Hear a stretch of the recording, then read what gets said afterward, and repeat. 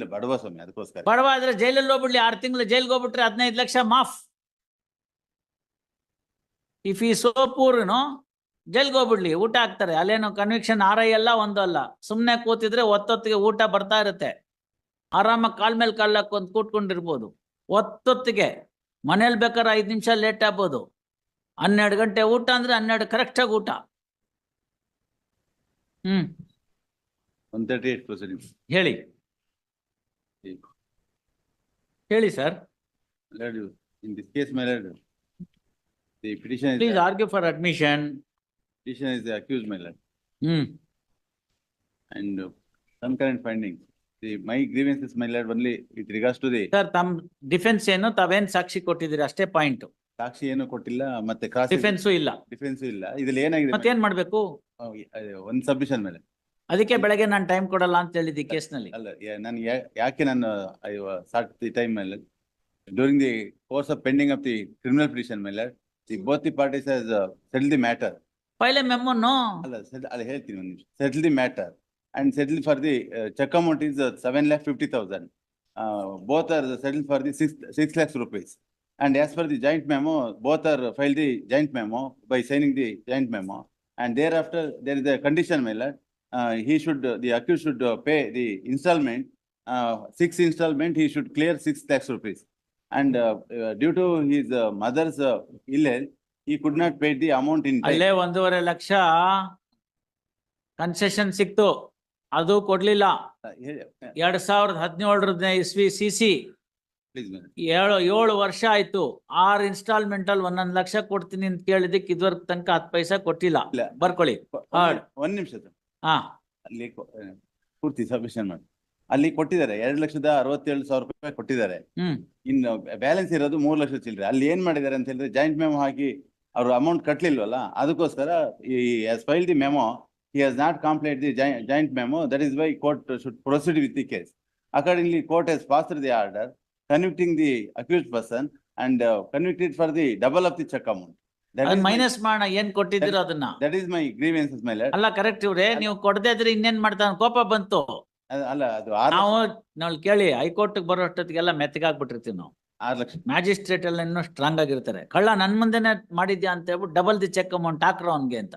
ಇಲ್ಲ, ಅಲ್ಲಿ ಬಿಸಿ ರಕ್ತದ ಹುಡುಗರು, ಅವರು ಹುಡುಗಿರು, ಮದರ್ ಹುಷಾರಿರ್ಲಿಲ್ಲ, ಅದಕ್ಕೋಸ್ಕರ ಆ ತರ ಇನ್ಕರೆಂಟ್ ಆಯ್ತು. ಆಮೇಲೆ 2,63,000 ರೂಪಾಯಿ ಕೊಟ್ಟಿದ್ದಾರೆ ಸರ್. 2,63,000 ರೂಪಾಯಿ ಕೊಟ್ಟಿದ್ರೆ ಅದನ್ನ ಮೈನಸ್ ಮಾಡ್ಲಿ, ಅದು ಇದ್ ಮಾಡ್ತಾರೆ ಸರ್. ಅಷ್ಟೇ. ಅದನ್ನ ಮೈನಸ್ ಮಾಡಕ್ ನಿಮ್ಮ ಹತ್ರ ಪ್ರೂಫ್ ಇರುತ್ತೆ, ಮೈನಸ್ ಮಾಡ್ತಾರೆ ಅಷ್ಟೇ. Already deposited before the court. ಅದನ್ನು ಒಂದು ಅಬ್ಸರ್ವ್ ಮಾಡ್ತೀನಿ.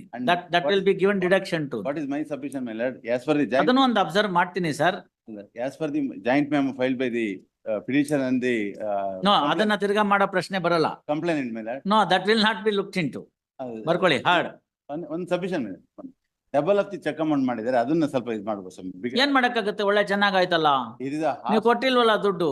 ಈಗ ಅಲ್ಲ, ನಾನು ಏನು ಕೊಡದೆಲ್ಲ ಹೋಗಿದ್ರೆ of course it is my mistake, but I paid 75% of the amount, my lord. As per the said, not 75%, 50% of the amount, my lord. No, not even 50%. 2 lakhs. Not even 50% sir.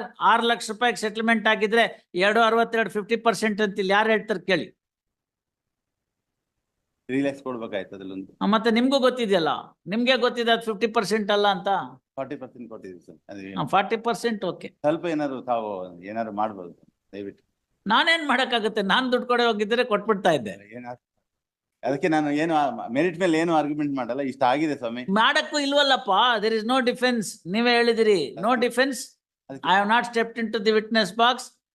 Court ಕೊಟ್ಟಂತ ನಂಬಿಕೆನೆ ನಾನು ಹಾಳು ಮಾಡಿದವನು.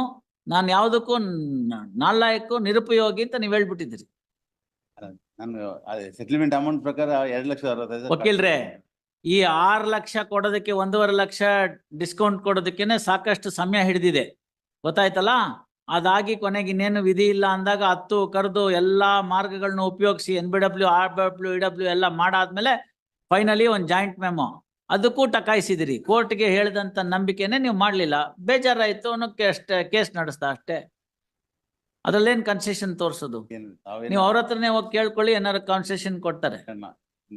ಇಲ್ಲ, ಅವ್ರು ಬಂದಿಲ್ವಲ್ಲ. ಬಂದಿದ್ರೆ ನಾವು ಬಂದಿದ್ದಾಗ ಅವ್ರನ್ನ ಕೇಳಿ ಸೆಟಲ್ಮೆಂಟ್ ಮಾಡಿ ಕಮ್ಮಿ ಮಾಡ್ಬೋದು. ಅವ್ರು ಬಂದಿಲ್ಲ.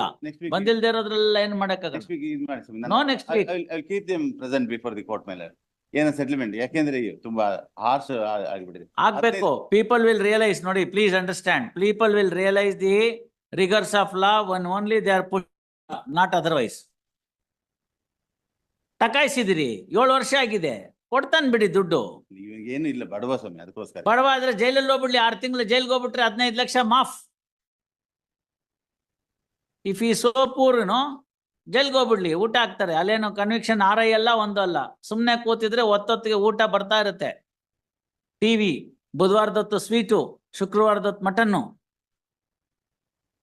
Phone, TV, paper, India Pakistan match ಎಲ್ಲ ತೋರಿಸ್ತಾರೆ. ಆರಾಮಾಗಿ ಕಾಲ್ ಮೇಲೆ ಕಾಲ್ ಹಾಕೊಂಡು ಕೂತ್ಕೊಂಡಿರ್ಬೋದು. ಹೊತ್ತೊತ್ತಿಗೆ ಮನೇಲಿ ಬೇಕಾದ್ರೆ 5 ನಿಮಿಷ ಲೇಟ್ ಆಗ್ಬೋದು. 12 ಗಂಟೆ ಊಟ ಅಂದ್ರೆ 12 ಕರೆಕ್ಟಾಗಿ ಊಟ. ಇದು ಬಿಡ್ಲಿ, ಒಳಗಡೆ ಆರಾಮಾಗಿ ಟಿಪ್ ಟಾಪ್ ಆಗಿ ಓಡಾಡ್ಕೊಂಡು ಅಲ್ಲಿ ಇಲ್ಲಿ ಆನಂದವಾಗಿ ಇದ್ಕೊಂಡು ಊಟ ಮಾಡ್ಕೊಂಡು ಆರಾಮಾಗಿರ್ಲಿ. 15 ಲಕ್ಷ ಉಳಿಯುತ್ತಲ್ಲ. ಮಾಡಿ.